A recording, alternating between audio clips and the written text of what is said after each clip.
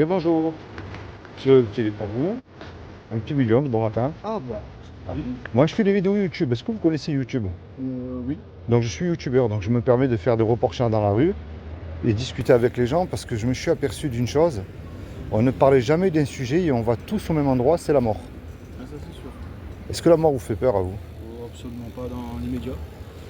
Et la grande question que je pose aux gens dans la rue, c'est qu'est-ce que vous croyez après la mort? Est-ce que pour vous, ça s'arrête ou est-ce que ça continue pour vous? C'est ça la grande question. On le saura bien assez vite. Eh ouais, mais regardez, le petit Naël, ça fait la une des journaux. Quand il est parti de chez lui, je rentre pas dans les faits, hein, mais il ne savait pas qu'il allait pas rentrer, donc la mort peut frapper à tout moment. Est-ce que vous croyez en Dieu? Oui et non. Ah, alors je rencontre énormément de gens comme vous. Oui et non, c'est-à-dire? Bon, je pense qu'il va y avoir quelque chose, mais après de là. Bon, vous croyez en Dieu, mais pas à ceux qui s'accaparent ce créateur pour dominer sur les êtres humains, quoi. Disons, je pense Ah. qu'il va y avoir quelque chose, mais pas comme les religions nous les. Très bien. Alors moi, je pense comme vous parce qu'on mélange souvent Dieu et la religion en fait. La religion, c'est les hommes. Pour dominer sur les êtres humains, c'est comme de la politique, on va dire. Prouver que Dieu existe, c'est une évidence parce qu'il y a une création. Prouver qu'il n'existe pas, on ne peut pas malheureusement. Ah non. Donc, est-ce que vous vous considérez comme quelqu'un de bien ou pas aux yeux de Dieu?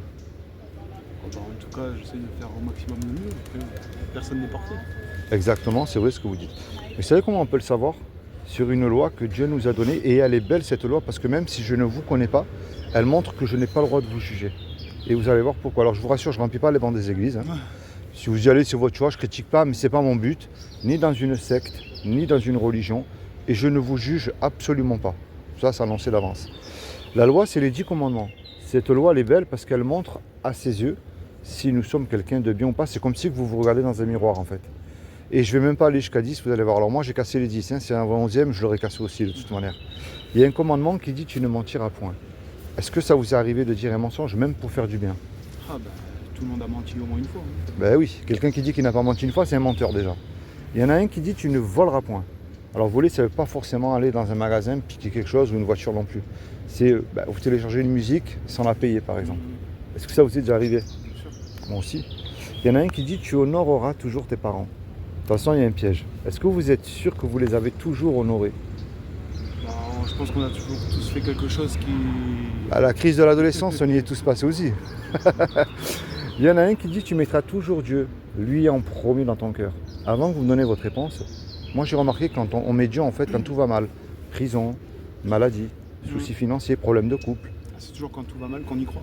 Exactement, mais quand tout va bien, parce que moi c'est ce que je crois moi, hein. Si vous vivez aujourd'hui, c'est une faveur que lui vous accorde. Hein.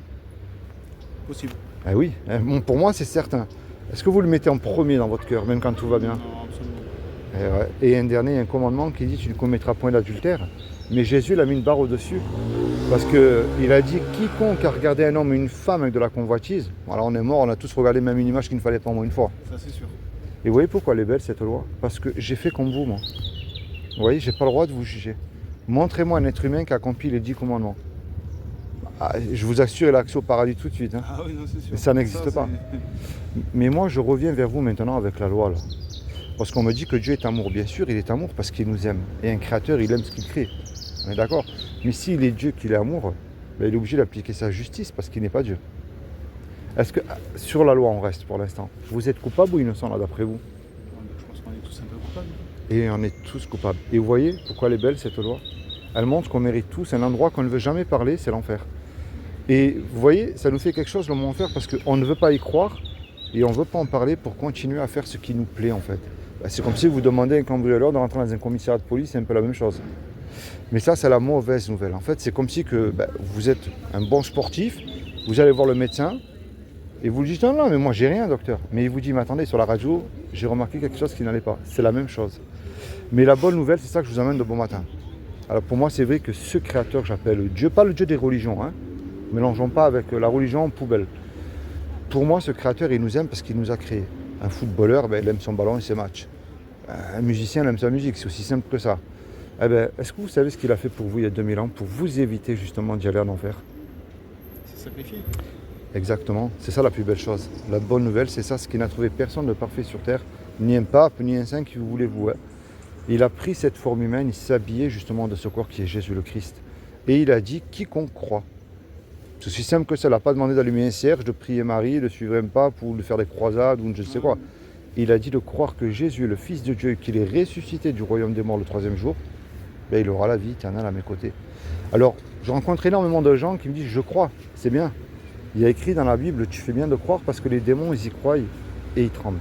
On va dire de ce côté-là, ils sont beaucoup plus humbles que nous. Alors moi, le but de ma démarche, je ne suis pas mieux que vous, loin de là, mais je vous le dis avec amour et respect, la clé, c'est la repentance. C'est-à-dire que, c'est ce que je vous ai dit au début, c'est comme si vous regardez dans le miroir et que vous prenez conscience, parce que vous savez, il n'y a pas de degré de péché, hein, que vous êtes pécheur aux yeux de Dieu et que vous vous repentez, mais avec foi. Parce que c'est la foi qui déclenche tout, c'est pas croire avec une intelligence ou non, c'est avec foi. Et vous dites tout ce qu'il y a dans votre cœur. Quel est ce farfelu là qui est venu, qui m'a abordé? Est-ce que tu existes vraiment? Je doute, je suis entre les deux. C'est ça, vous savez, prier, c'est pas réciter des prières. Hein. Non, non, c'est avec vos mots à vous. Et imaginez, vous et moi, on va braquer le bar qui est derrière là. Tous les deux, on se fait serrer, on passe devant le tribunal. Puis le juge, il dit, vous voyez, tous les deux là, je vous laisse le choix. Vous me déposez 15 000 € de caution, je vous envoie tous les deux 20 ans de prison pour le braquage que vous avez commis. Vous et moi, on n'a pas l'argent puisqu'on s'est fait serrer. Puis qu'on le veuille ou pas, on ne peut pas revenir en arrière et effacer le mal qu'on a fait. Et on ne peut pas dire au juge, monsieur le juge, vous êtes bon miséricordieux, laissez-moi partir sur la vie de ma mère, je ne recommencerai plus. Enfin, vous connaissez la musique, ça ne marche pas ça. Le juge, il va dire, je suis bon miséricordieux, c'est vrai, mais moi je suis un juge et on ne m'achète pas. J'applique la justice, vous me payez la caution, vous partez en prison, je ne vais rien savoir. On se regarde tous les deux, on ne sait plus quoi faire, on est perdu. Mais il rentre tout à coup un homme dans la salle qu'on ne connaît pas. Et cet homme-là, il ne nous connaît pas, mais par amour pour nous, il décide de verser la caution. La caution, elle a été versée, donc le juge, il est satisfait, il nous libère.